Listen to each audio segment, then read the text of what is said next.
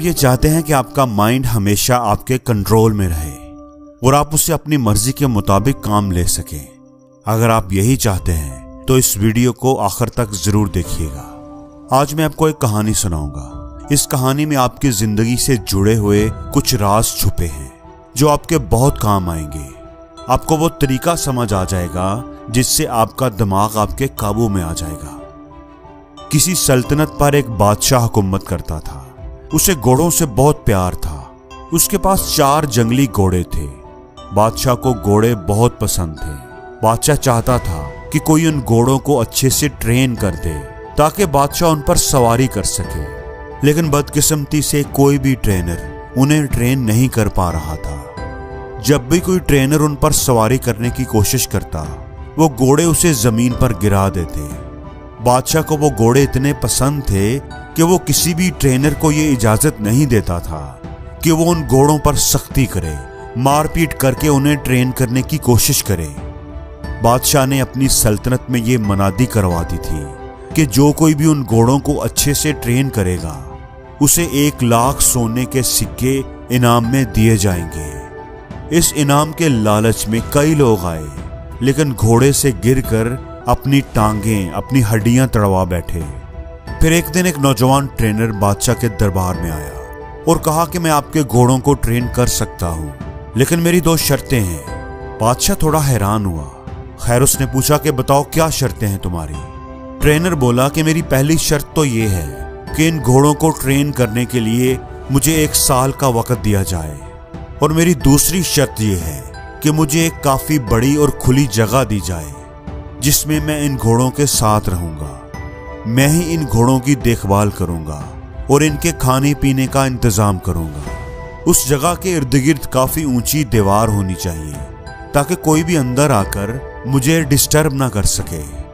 बादशाह ने सोचा कि जहां इतना कुछ किया है वहां ये भी करके देख लेता हूं।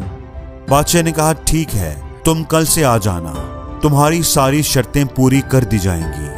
वो ट्रेनर वादे के मुताबिक कल आ गया और सभी घोड़ों को एक बड़े से बाड़े में ले जा करके उसने छोड़ दिया, खुला छोड़ दिया।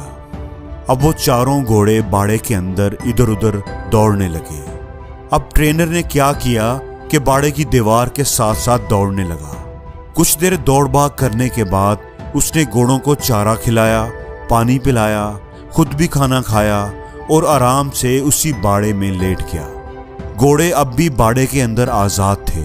किसी को कोई रस्सी नहीं बांधी गई थी। शाम को वो ट्रेनर फिर उठा और बाड़े की दीवार के साथ साथ दौड़ने लगा। जब वो दौड़ता था तो घोड़े भी इधर उधर भागते थे।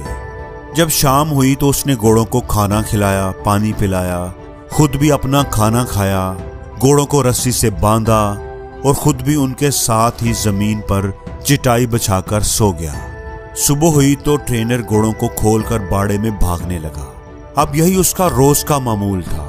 वो ट्रेनर दिन भर घोड़ों को खुला रखता, उन्हें खाना खिलाता, नहलाता धुलाता, उनसे प्यार करता, उनसे खेलता और शाम को उन्हीं के साथ सो जाता। आहिस्ता आहिस्ता घोड़ों को ये लगने लगा था कि ये ट्रेनर उनका दोस्त है, क्योंकि जब से वो ट्रेनर आया था वो 4 घोड़े आजादी महसूस करने लगे थे। घोड़े भी अब ट्रेनर को प्यार करने लगे थे। ऐसा करते करते 6 महीने गुजर गए। एक दिन बादशाह सलामत घोड़ों की ट्रेनिंग देखने के लिए आए। बादशाह ने देखा कि बाड़े में आगे आगे ट्रेनर दौड़ रहा है और उसके पीछे पीछे घोड़े दौड़ रहे हैं। बादशाह को उसकी ट्रेनिंग पसंद आई।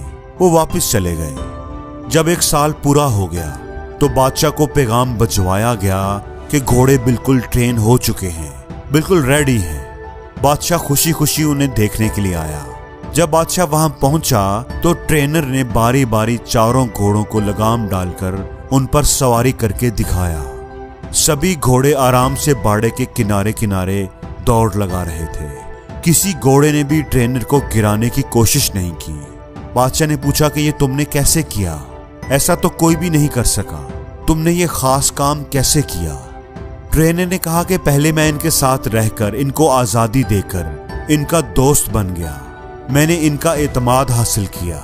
फिर मैं इनके साथ दौड़ता था तो ये भी मेरे साथ साथ दौड़ते थे। फिर आहिस्ता आहिस्ता मैंने इनकी पीठ पर काठी रखने की कोशिश की। शुरू शुरू में ये इसे गिरा देते थे, फिर आहिस्ता आहिस्ता ये सीट को लेकर दौड़ने लगे। फिर मैं इनकी कमर पर बैठता था जब ये खड़े रहते थे। कुछ देर बैठता था और फिर उतर जाता था। जब घोड़े मुझे पीठ पर बिठाने लगे तो फिर मैं उनकी पीठ पर बैठकर उनको दौड़ाने लगा। अब नतीजा आपके सामने है। बादशाह ये जानकर बहुत खुश हुआ। उसने उसे सोने के सिक्के भी दिए और उसे हमेशा के लिए उन घोड़ों की देखभाल के लिए नौकरी पर भी रख लिया। दोस्तों, अब ये तो एक कहानी थी जो आपको जरूर पसंद आई होगी, लेकिन हमें तो ये देखना है कि हमें इस कहानी से क्या सीख मिलती है, क्या सबक मिलता है। ये कहानी हमें क्या सबक देती है? तो बात कुछ ऐसी है कि हर इंसान के अंदर, इस दुनिया में मौजूद हर इंसान के अंदर भी ऐसे ही 4 घोड़े होते हैं जो उसके कंट्रोल में नहीं होते। परेशानी का घोड़ा, गुस्से का घोड़ा, घमंड का घोड़ा, लालच का घोड़ा। और कहानी में जो ट्रेनर है वो है आपका दिमाग, आपकी अकल, आपकी समझदारी। आपको अपनी अकल से उन 4 घोड़ों को ट्रेन करना चाहिए ताकि ये 4 चीजें, 4 घोड़े आपके कंट्रोल में रह सके। लेकिन इसके लिए आपको उनसे दोस्ती करनी होगी, यानी पहले उनको अच्छी तरह समझना होगा और फिर उन पर लगाम लगानी होगी। और ये सब सब्र से, आहिस्ता आहिस्ता ही होगा। जोर जबरदस्ती से और एक ही दिन में ये कंट्रोल नहीं होंगे। जैसे अगर हम सबसे पहले बात करेंगे परेशानी की, ओवर थिंकिंग की, तो परेशान होना किसी मसले का हल नहीं है, बल्कि अगर आपकी जिंदगी में कोई प्रॉब्लम आ गई है तो उसे ठंडे दिमाग से समझने की कोशिश करनी चाहिए। उस पर तसल्ली से गौर फिक्र करना चाहिए, फिर ही आपको उस मसले का हल मिलेगा। वरना परेशान होते रहने से कुछ भी नहीं होगा। दूसरे नंबर पर है गुस्से का घोड़ा। गुस्सा करने से किसी दूसरे का नुकसान हो या ना हो, पर अपना नुकसान जरूर होता है।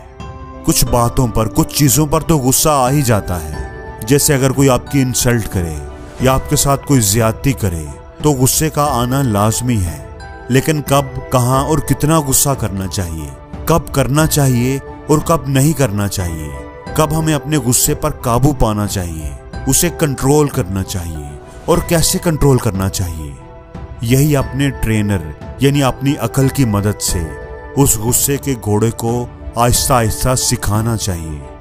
तीसरा है घमंड का घोड़ा। ये काम मैं कर सकता हूं, इसे खुद एतमादी कहेंगे। लेकिन ये काम सिर्फ मैं ही कर सकता हूं, इसे घमंड कहेंगे।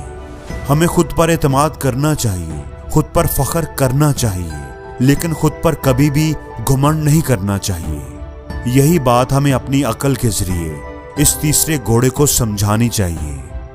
चौथा घोड़ा है लालच। लालच अगर इल्म का हो तो अच्छा है, लेकिन अगर जहालत और बेइल्मी का हो तो बुरा है।